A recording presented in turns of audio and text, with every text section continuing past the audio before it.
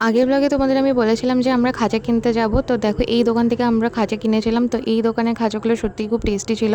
তো এখানে সব অনেক রকম রেঞ্জের খাঁচা ছিল। তো সবথেকে দামিটা 250 টাকা কেজি ছিল, যেটা একদম বিশুদ্ধ ঘিয়ে ভাজা ছিল, খুবই টেস্টি ছিল। তো আমরা দু রকমের খাঁচা কিনেছিলাম, একটা একদম দামি আর একটা একটু কম দামি।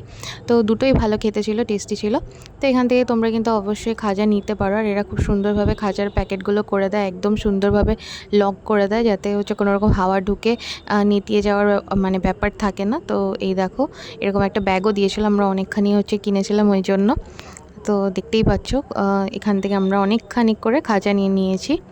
তো এই দোকান থেকে অবশ্যই তোমরা ট্রাই করো, সত্যি এই দোকানেরটা ভালো হয়, একদম সুন্দর অথেন্টিক খাজা ছিল এই দোকানেরটা। এরপর আমরা হচ্ছে বিচের ওখানে অনেকক্ষণ বসেছিলাম আর বেশ কিছু দোকানগুলো দেখছিলাম আর কি, লাস্টবারের মতো, কারণ এর পরের দিন আমাদের বেরিয়ে যাওয়ার ছিল।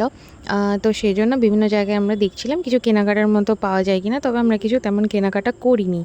তো এরপর দেখো রুমে এসে আবারও আমরা সেই রুটি আর চিলি চিকেনই খেলাম, কারণ এটাই আমাদের কাছে বেস্ট মনে হচ্ছিল আর কোনো কিছু খাওয়ার থেকে। তো এটাই আমরা খেয়েছিলাম, আর চিলি চিকেন খেতে আমাদের বেশ ভালোই লাগে। তো সেই জন্য রুটি আর হাত গড়া রুটি আর চিলি চিকেন কিনে এনে ওটা দিয়ে কিন্তু আমরা রাত্রিবেলা ডিনারটা সেরে নিয়েছিলাম। তোমাদেরকে আমি আগে একটা ব্লগে জানিয়েছিলাম যে রুমটা চেঞ্জ করে দিয়েছিল, যে রুমে ফার্স্ট দিদিরা ঢুকেছিল ওই রুমটা চেঞ্জ করে দিয়েছিল, কারণ এই রুমটার এসিটা নন ওয়ার্কিং ছিল ওই জন্য। তো এই রুমটায় দেখো স্পেশাল যেটা আছে সেটা হচ্ছে এখানের পুরো ব্যালকনিটা ঘেরা আছে, যাতে কোনো মাঙ্কি না ঢুকতে পারে। আর এক্সট্রা করে এই কিচেনটা আছে, যেখানে একটা সিঙ্ক আছে আর বেসিনও আছে। তো এটার মধ্যে কিচেন যে আইটেমসগুলো টুলসগুলো পাওয়া যায় আর কি, ওগুলো নিয়ে তোমরা মানে রান্নার সরঞ্জাম নিয়ে ব্যবহার করতে পারবে এই জায়গাটা রান্না করার জন্য। এরকম একটা ফ্যাসিলিটি দেওয়া আছে। তো আমরা তো রান্না করে খাইনি, তাই এই পার্টটা আমাদের কোনো কাজে লাগেনি।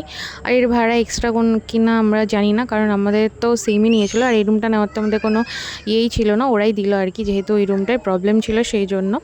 তো দেখো এটা ছিল এই রুমটা, তোমাদের দেখানো হয়নি তাই দেখিয়ে দিলাম। বাকি রুমের প্যাটার্ন পুরো সেমই, শুধু ওই এক্সট্রা করে কিচেনটাই যা আছে। গুড মর্নিং বন্ধুরা, গাজীপুরিতে আমাদের লাস্ট দিন। এখন বাজে প্রায় 7:10 আমাদের রুম ছাড়তে হচ্ছে। রুম পুরো গোছানো, কেক খাচ্ছিলাম তো দেখতে লেগে গেছে।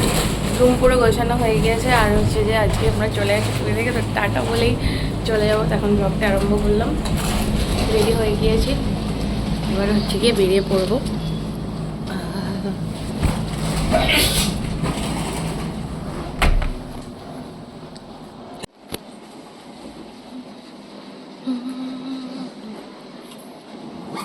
এই রুম পুরো ক্লিন করে দিচ্ছি আমরা।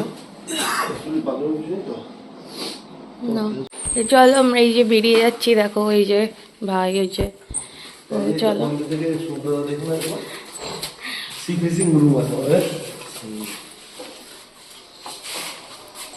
এখানে ক্রিকেট খেলা আমি দেখিনি তো, প্র্যাকটিস করছে।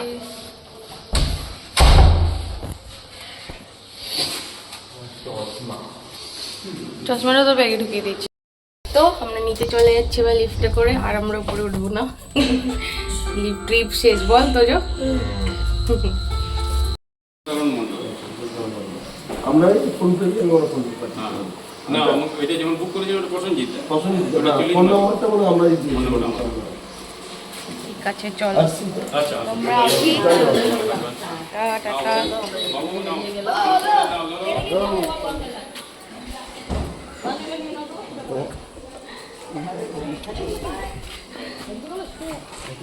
চলো, তো আমরা বেরিয়ে পড়লাম, হয়ে গেছে আমাদের এখানে ঘোরা। কি হয়েছে? হ্যাঁ ছিঁড়ে গেছে। চলো টাটা, আমাদের হয়ে গেছে এখান থেকে। তো আমরা চেক আউট করে বেরিয়ে পড়লাম। এখন বাজে হচ্ছে কটা বাজে? 7:30। 7:30 বাজে। তো চলো টাটা, পুরী থেকে বাই বাই, জয় জগন্নাথ। চলো চলো বাবা, যাবে না ভাই, কালুয়া হয়ে গেছে এবারের বার। দেখলে মানে আমার কালুয়া নেই। আমাদের পুরী ঘোরা শেষ হলো। তো পুরীতে আমরা মোটামুটি 3 দিন মতো ছিলাম আর কি। তো এবার এখান থেকে আমরা চলে যাব ভুবনেশ্বরের দিকে। তো কোথায় যাই সেটা তো অবশ্যই তোমাদের জানাবো, তাই জন্য ব্লগটা তোমরা দেখতে থাকো। তো সকালবেলা বিচটা অনেক বেশি সুন্দর লাগে, কারণ আকাশও নীল থাকে, জলও নীল থাকে, ভীষণ দেখতে সুন্দর লাগে। সে সঙ্গে প্রচুর লোক থাকে আর অনেক ফাঁকা ফাঁকা থাকে বলে আরও বেশি দেখতে সুন্দর লাগে। সকালবেলাটা সত্যিই অনেক বেশি সুন্দর, দেখতেই পাচ্ছ আশা করি, একদম ন্যাচারাল লাইটে ভীষণ ভালো লাগে দেখতে। তো তো এই তো লাস্টবারের মতো আমরা এই মানে সমুদ্র সৈকত থেকে দেখে নিচ্ছি। এরপর আবার কবে আসা হবে জানা নেই, তবে মোটামুটি বেশ ভালোই গেল ট্রিপটা। আর তোমরা তো দেখেইছো আশা করি ব্লগগুলো, তো যারা দেখোনি অবশ্যই দেখতে থাকো। তো এই দেখো পুরী থেকে বেরোনোর সময় এরকম একটা ডি শেপের ব্রিজ আছে, খুব সুন্দর ব্রিজটা দেখতে।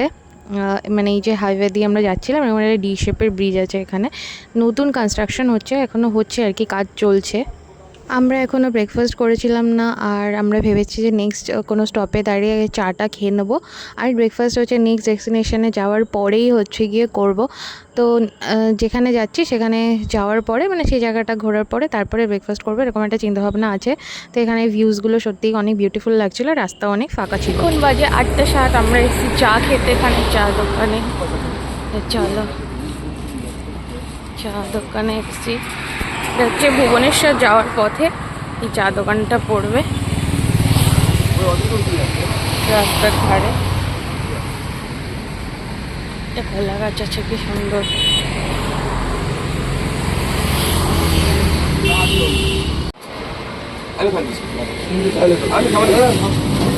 আমাকে দাও এদিকে।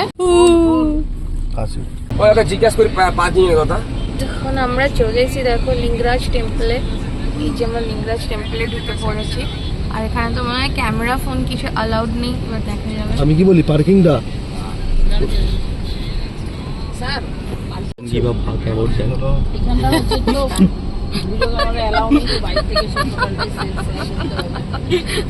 আমাকে দিয়ে না এই দু ভাই বোন যথারীতি মজা করে। এই যে এদের হাসিটা খালি দেখো। আরে রাক্ষস রাক্ষসই তো। তোকে কি এভাবে কোলগেট হাসি বন্ধুদের ও মুখগুলো তো হল ডোন্ট গিভ আ ফাক। এটা হচ্ছে সিরাজ। আরে চুপ করে নে। তুই চুপ কর। বের করে না করবে। কে বের করবে? তুই তোকে মাঝখানে ছেড়ে দিয়ে চলে যাবো। তোকে বের করে রেখে তো বলে তোমাদেরকে বের করে রেখে তুমি আমার গাড়ি তোমাদের গাড়ি না, আমার একা তুই থাক। তো আমরা দেখো চলে এসেছি লিঙ্গরাজ টেম্পলে, আর এটা হচ্ছে ভুবনেশ্বরে পড়ে, তোমরা তো জানোই অনেক একটা ফেমাস টেম্পল। তো এই লিঙ্গরাজ টেম্পলের বাইরে হচ্ছে আমরা এখন কার পার্কিং খুঁজছিলাম, তো বাইরেই একটা জায়গা আছে, ওখানে সব এখানে দেখো 2 হুইলারগুলো পার্কিং করা আছে অপোজিট সাইডেই, কিন্তু আমরা আমাদের যে গাড়ি তো ওটা পার্কিং করে দিয়েছি আর কি।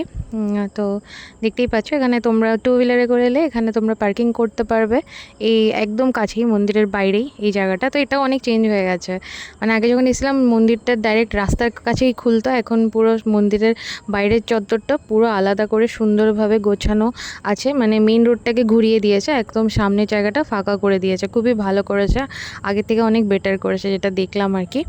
তো এই তো মন্দিরের বাইরে আরও ছোটো ছোটো এরকম আরও মন্দির মতো ছিল আর কি। আর মন্দিরের মেইন ভেতরটা ওই যেটা দেখতেই পাচ্ছ, বাইরে পুরোটা এরকম মানে পাঁচিল তোলা আছে, আর বাইরে এরকম অনেক দোকানপাট ছিল, দোকানদানি ছিল আর কি।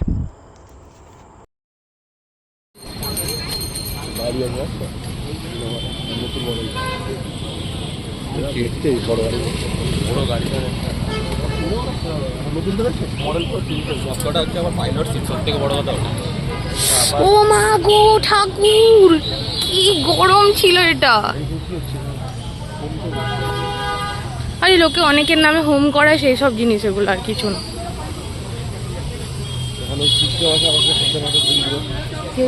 তো এবার দেখো আমরা হচ্ছে মন্দিরের মেন যে এন্ট্রেন্সটা আছে সেখান দিয়ে ঢুকছি।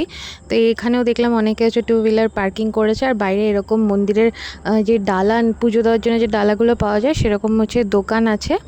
এই যে দেখো 2-3টে দোকান এরকম পরপর আছে, আর এই জায়গাটায় হচ্ছে লোকে ফোন আর ব্যাগ ট্যাগ মানে ফোন টোন আর কি এ সমস্ত জমা দিচ্ছিলো আর কি এই জায়গাটাতে।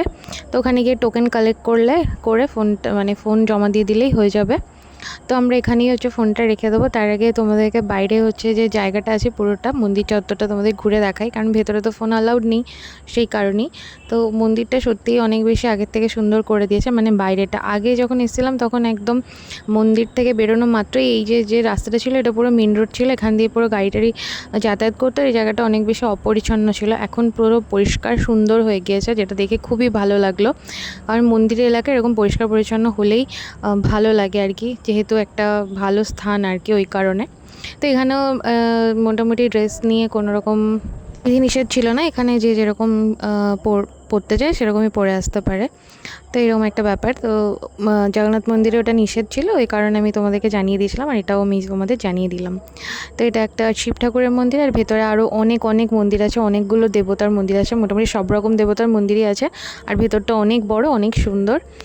কী আর করা যাবে, তোমাদের তো দেখানো যাবে না। আর এখান থেকে হচ্ছে মানে ডালা নিয়ে ভেতরে হচ্ছে পুজো দেওয়া যায়। মানে মেইন যে মন্দিরটা আছে ঠাকুরের যে গর্ভগৃহ লিঙ্গরাজ দেবতার, তো সেখানে ওরকম অনেক মানে পাণ্ডারা থাকে, ওনাদের কাউকে একটা ধরে কিছু নিজের মতো মন মতো দক্ষিণা দিয়ে তারপর কিন্তু আমরা ওখানে দর্শন করে নিতে পারবো আর পুজোও দিয়ে নিতে পারবো। তো এখান থেকে দেখো আমরা ডালা নিচ্ছিলাম, ডালা রেডি করাই থাকে, মোটামুটি শুধু টাকা দিয়ে নিয়ে নিতে হবে। আজকের ব্লগটা কিন্তু আমি এখানেই শেষ করছি। নেক্সট ব্লগে তোমাদের খুবই ইন্টারেস্টিং একটা জিনিস দেখানোর চেষ্টা করব। তো সেই জন্য আমার ব্লগটা অবশ্যই দেখো, আর নেক্সট ব্লগগুলো অবশ্যই ফলো করতে থাকো চ্যানেলটাকে। সেই জন্য একটু সাবস্ক্রাইব করে বেল আইকনটা ক্লিক করে দিও, তাহলে খুব ভালো হয়। টাটা।